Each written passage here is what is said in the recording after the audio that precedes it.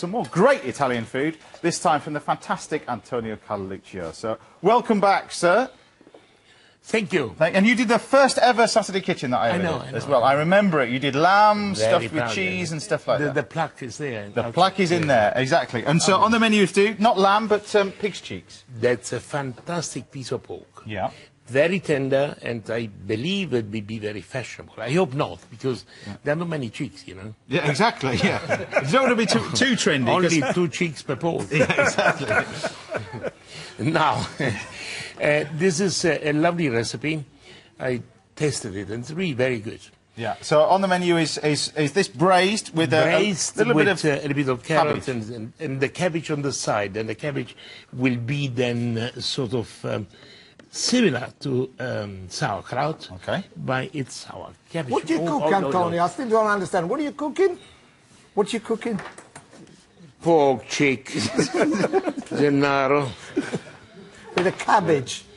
The cabbage is sour. You burn everything. Cabbage. Right. I don't burn anything. Look at the smoke. No, it's not burning. It's colouring. Ah, it's calorie. Then you call them a mind calorie your own burning, business. That's exactly what I want. Yeah. Now, compared with the seafood areas, this is more inland then, I take it, this one? Yes. It is exactly that. Do you want the knife for the... Yes, for the... This is speck from Tyrol. It comes a little bit from everywhere, this recipe. Yeah. And the cabbage. Yeah. I'm very glad. Yeah, that's fine. All right. Yeah. The cabbage. Why is laughing all the time? I can see James Marty to the circle and the same what I'm doing. Turn around, cooking, chopping onions, do me carrots. It is 30 years that I have to do with you. You got what? Unbelievable. You still can't get rid of it. No. Yeah. So, lovely brown on each side. Now you see the flour. It's fantastic. That sticks on the piece of meat. Yep.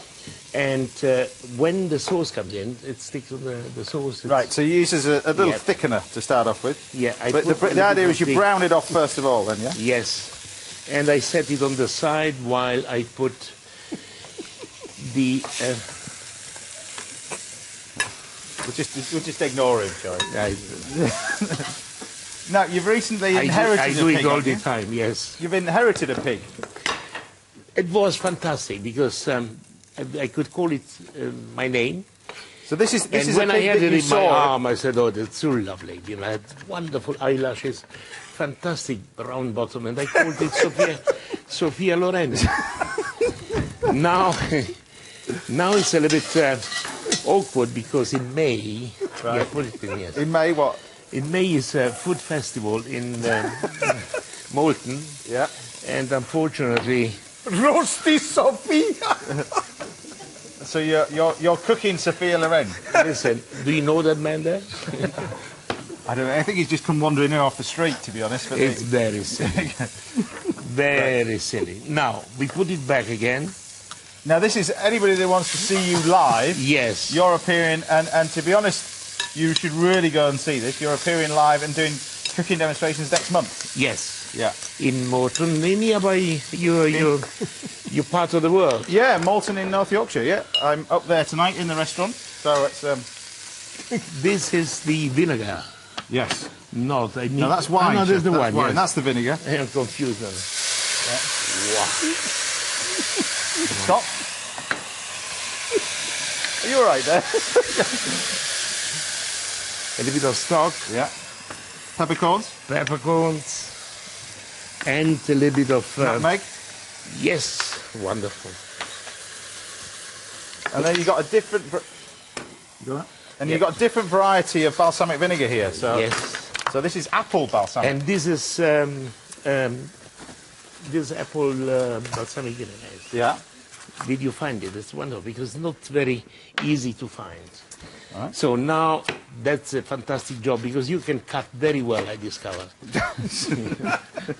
Thank you. This is coming now in the oven for about an hour or something. Right, I'll do that. Yes. Careful because it's very hot. I'm on it. Yes. Right. And yes. In the oven for cabbage. how long? An hour and a quarter? An hour and a quarter. Something like that. something Now, like of course, remember today's studio recipes, including this one from Antonio on our website, bbc.co.uk/Saturday Kitchen. You get dishes from our previous shows at bbc.co.uk/recipes. And don't forget, I'll be sharing some of my favourite recipes from the entire lot of Saturday Kitchen on our Best Bites programme tomorrow morning at 10 o'clock over on BBC Two. Am I doing this right? Fantastic. I really admire, because usually chefs, you know, that they cut like that. When they order 5 beers at the pub, they're doing like this. Right. So that's We your cabbage. have here the cabbage. So this is a twist on sauerkraut, but you're making a Big fresh twist. one. Yep. Yeah. And immediately we put a bit of This is apple juice, huh? apple juice, yes. So this is because of the pork Enough. connection and all that kind of stuff. Can we put it higher, the thing there? Yeah, I can put it on. Yep. There you go. That's that Then we put a little bit of sugar, one. Yeah. salt and pepper. Then I have here whole juniper berries. Yeah. I like to crack them, you know, when you eat them. It's So fantastic. you leave them whole? Yes, right? and peppercorns as well. Yeah. And then you put vinegar. What about this cabbage in Italy? Where would it be from? Oh, everywhere. Right. Nearby where I live, it's a festival of cabbage. They're big as this. Right. They eat quite a lot of cabbage. That's in the north that you are, right? Yes. Yeah. Now, as well as doing Montalto. all this and trying to create a cookery programme with that fella over there, tell us about your book. Aren't you doing a... The book is just fantastic. Yeah. I mean, I heard that it's very high in the classification of selling. Yeah. And I'm very glad. But, you know, it's a book that reflects exactly the simplicity of Italian food and what we find on the way. Yeah. There are recipes that they are extremely easy to cook and very pleasant to eat. But are you at some point going to do your memoirs? Is that correct? Already done, Right. finished yesterday, will be published in October. There you go. And has that got recipes in, or is that just... Some recipe there will be in fact, quite a few. Look, go Gennaro in. Just about. Just about. The end chapters somewhere along the line. Yeah. And you can see how tender these are, because these are slowly cooked. This is really a fantastic dish. So you'd cook that for how long? An hour and a quarter? An hour and a quarter. And this for, what, 45 This minutes? for not less, about 30 minutes is done. And then we've got what you like here, which is the cooked version, which you almost cook this quite dry as well, whereas... I'm sorry, I can't pile up the meat on the cabbage because I don't like it. I like it on the side. There you go. This really looks good. I know. It takes a long time to cook. So give it to that man there. It's proper good. So remind us what that is again. Tell us it in Italy, because it's going to sound better. Guanciale di maiale con crauti all'aceto.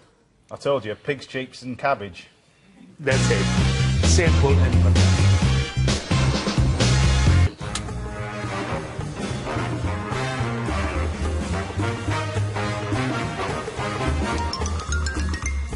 Antonio, your pork, like many pork dishes, is very versatile with red and white wines. And if you were really keen for a red, you could certainly go for something like this soft, juicy Tiroldigo from Italy. But given all the other ingredients this time, I'm opting for a white. And the wine I've chosen is the finest Alsace Riesling 2010 from France. Although this wine is from eastern France, not Italy, it's got some of the same qualities as many Italian whites. It's unoaked, it's fresh, it's very fruity, but there's a bit more richness and depth of flavour than there is in your average Italian Pinot Grigio. It's got a lovely scent, it's really fresh, lemons and apples and pears. As so often with the Riesling grape, the main flavour here is apple. And apple, as we all know, goes so well with pork. And here with the chicken stock and the speck as well. But the crucial factor is to find a wine that marries with the sweet, sour flavours of the krauti and its lovely cabbage, sugar and vinegar. And this wine, which has a fresh, crisp finish, but a slightly subtle honeyed note too, really pulls that off. Antonio, your pork dish has classic European appeal, and I've come up with a traditional European white to match. I hope you enjoy it.